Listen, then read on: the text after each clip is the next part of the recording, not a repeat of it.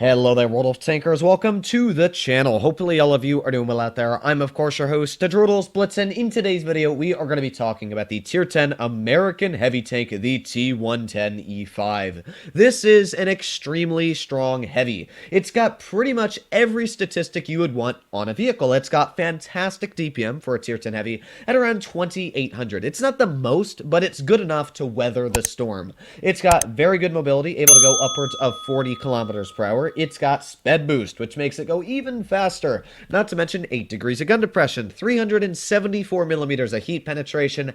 It's pretty much got it all. And that's why I always call the T110E5 the average of everything, because it can do literally everything. It also has reactive armor, which I'm trying out in today's video because I want to see how much of a difference it actually makes in public battles. If the reactive is going to save you from getting absolutely smackered, or it's just better to run that second repair kit. We're going to find out, because for me, I always think that running the repair kit is a big advantage because you have the ability to fix a disadvantage on your vehicle. However, at the same time, I feel like an example of the T-57 heavy aiming at me, I could take off about, 400 of his clip damage if I'm running reactive and then just slap him back. So it's kind of a trade, and we're going to see how it does work in today's video. This is, of course, a how-to T110E5. So as always, if you enjoyed today's video and you want to see more like this, more how-to videos, please consider smashing that subscribe button down below, as that helps out the channel a crazy amount.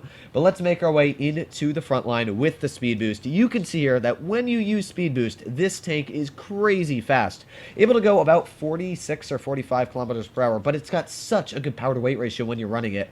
It's stupid fast. So I'm going to push my tank right into the cap here so I can use the hull down positioning and get some nice shells, hopefully, into the enemy tank. So here we are, and in position. We got the Hori all the way at the back, and let's yeet a shell right into his vehicle, already taking off a little bit.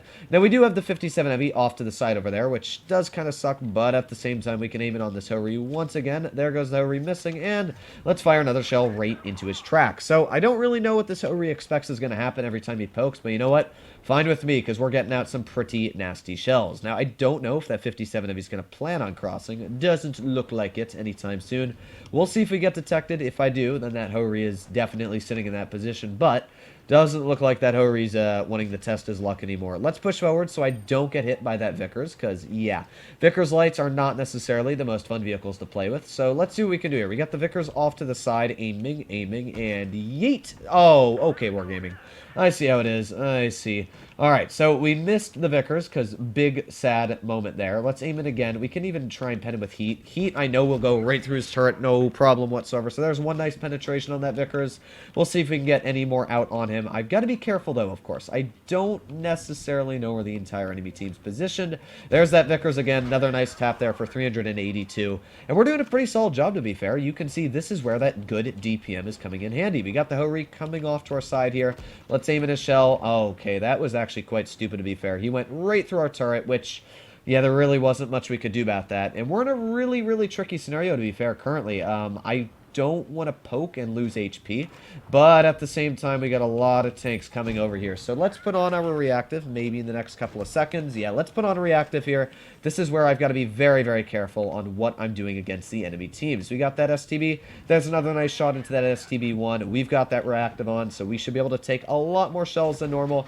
There you go, and come on, bounce me like you want to. There's another nice shot into the STB. Let's keep on turning our vehicle here and back up like speed. Speed is key, and keep on reversing here. Come on, nice HE into you, and oh, we got taken out. We still did 3,300 damage, which, as we all know, is a very respectable amount. You saw that I held that line till the death. And because of that, I was able to really easily support my team and come out with the victory, even though we didn't get the most damage this battle. That's not always what is necessarily key, because if you're able to weather that storm, beat the enemy team on the, just, what do you do? Okay. All right, well, we'll see if our team can win this here. Hopefully our team is, well, they're not going to hopefully win this. They are definitely going to win this, but I don't know why they didn't just clear that Vickers. That's one thing I don't understand, because now they're going to have to, go all the way around here. Come on. I believe in you, team. You can clear the Vickers light. E50, you can do it. Or VK72. Come on, VK. Tap him. Chap him. Yes, there you go. Pretty good stuff coming from our team. And 268 finished off. So for the first battle, talking about what went through my mind. So of course, I'm going to push into a hull down position, which is what I did right from the beginning. I went hull down on the base capture. That's a fantastic spot where you can work the ridgeline. And we were able to do very, very well. 3,300 damage is very respectable when you do think about it, especially for how much stress, and that Hori pen was really weird on us at the second one there. That made absolutely no sense when he was able to pen us through the turret. So, you know, sometimes you get, well, it made sense, you know, he was able to overmatch our turret cheeks, but, you know, occasionally you get unlucky when people are able to pen you. So, yeah, I didn't think the Hori would, but I guess he went right through a turret armor as it was. One more game here, we're going to see what we can do. Now, this is a good example of where you don't really have hull down capabilities because the map's flat. Yeah, there are some positions like in mid you can use your hull down spots, but I personally like going to the side of the bridge, at least for the heavies. And the reason for that being is because if you're able to go there, and hopefully not my whole team goes this way, I want my mediums to go over there. Good. Mediums are going to do that, heavies are going to do this. This is exactly what I want so that we can deal with both sides of the map. So what I'm going to be doing here is I'm going to be using, almost just cucked my speed there, but really what I'm going to do is, as you can see here, this bridge is just, or not the bridge, but the boat, actually I guess it is a bridge that lets you onto the boat. It's just a little bit taller than my lower plate, which means that we can sit here. Now, of course, I was big stupid and wasn't looking, and I got penned. That was my fault. I was trying to show the armor, and I literally exposed my entire lower plate. So that was my fault there. But we'll see if we can get some nice shots out. There you go. Nice tap into the IS-8 for 370. What is my Sheridan doing? I don't know. Okay, Wargaming. Why do I get these teammates? Let's see if we can get a nice shell into Sheridan. There you go, 429. I'm thinking, honestly, I can just push up here. I hope that my Sheridan is going to be focused by that IS-8, and maybe we can get a nice snap into him. But right now, I kind of want to go for that VK-72. That is a massive, massive low roll, isn't it? Huh, okay. Well, let's keep going here. Let's see if we can keep getting big shells out. What I'm thinking is that we can snap him here, get a nice tap in. We're going to put on our 5 key as well, so that even if he pens me, it's not going to hurt as bad as it normally would. And as you can see there, that's a perfect example to show just how fantastic that reductive armor is, because that shell normally would have hurt a lot more than it really did. And it did hurt, you know. Granted, it still took off quite a hefty amount of our HP, but not nearly as many hit points as it would have if it wasn't on my vehicle. So let's see if we can get a nice snap into the Foch here. I would love to, but teammate in way. But there's a nice shot into the Foch, bringing him down now to a one-shot for pretty much all of my teammates. We're going to push up here, see if we can get a nice cell into the enemy. Actually, we're going to go for the 50B. There you go, finishing off that enemy 50B. That's good stuff. I hate going up against 50Bs, so that's definitely what I wanted on that side. Now, we got the enemy E50L as well over here. That was not English. Don't question what I said there, because I said E50ML, yes. New Tank and Blitz, the E50ML.